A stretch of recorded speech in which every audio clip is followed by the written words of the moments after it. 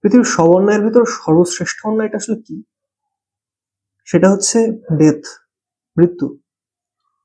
মানে মানুষ জানেই না সে কেন জন্মালো, এখন নাকি তাকে আবার মরতে হবে।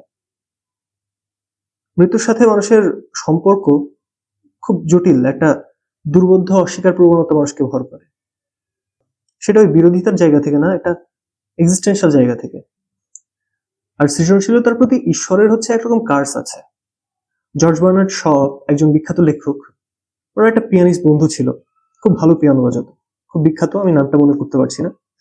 তো একটা কনসার্ট শেষে অভিভূত হয়ে বাড়ি গিয়ে জর্জ বার্নার্ড শ লিখছেন যে তুমি এত ভালো পিয়ানো বাজাও যে আমার ভয় হয় তুমি হয়তো বেশি দিন বাঁচবে না।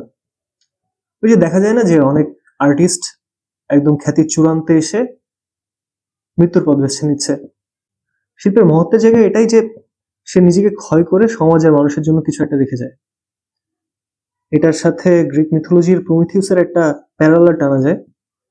প্রমিথিউস ছিল হচ্ছে গ্রিক বীর, যে স্বর্গ থেকে আগুন চুরি করে মানুষের হাতে তুলে দেয়। তো আগুন মানে তো সভ্যতা, এবং আগুন থেকে সভ্যতার শুরু।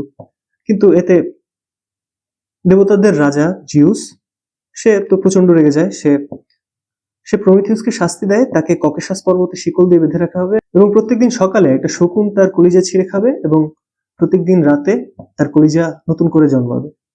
এভাবে অনন্তকাল সে শাস্তি ভোগ করবে। শিল্পীর ব্যাপারটাও খানিকটা এরকম। একটা সার্থক শিল্প তৈরি করার পর কিন্তু শিল্পী প্রসেসটা জেনে যাচ্ছে না, তাকে প্রসেসটা আবার গোড়া থেকে শুরু করতে হচ্ছে।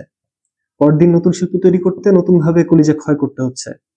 আবার শিল্প আর আগুনকে কিন্তু সরাসরি কানেক্ট করা যায়।